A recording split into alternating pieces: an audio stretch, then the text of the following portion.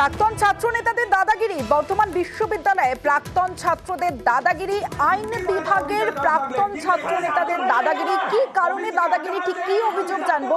শরদিন্দু রয়েছে আমার সঙ্গে। শরদিন্দু, দেখো, বেশ কয়েক মাস ধরেই এই দাদাগিরির অভিযোগ বর্ধমান বিশ্ববিদ্যালয়ের আইন বিভাগে, এবং তাদের বক্তব্য যে শুধুমাত্র যে পড়ুয়াদের তাদের নির্যাতনের শিকার হতে হচ্ছে তাই নয়, তারা দাদাগিরি চালাচ্ছে শিক্ষক শিক্ষিকাদের ওপরও।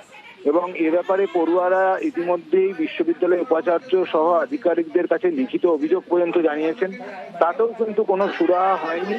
তাই তারা আজকে বিভাগীয় প্রধান এইচওডিকে ঘেরাও করে রাখে দীর্ঘক্ষণ, এবং বিভাগীয় প্রধানও তিনিও বলছেন যে কয়েকজন ছাত্রের বিরুদ্ধে অভিযোগ তুলে তাদের বিরুদ্ধে ব্যবস্থা নেওয়ার জন্য দাবি জানিয়ে তারা পড়ুয়ারা তাদের কাছে ঘেরাও করেছিলেন।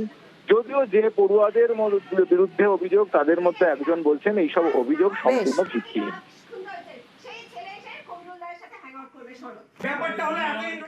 এবার সরাসরি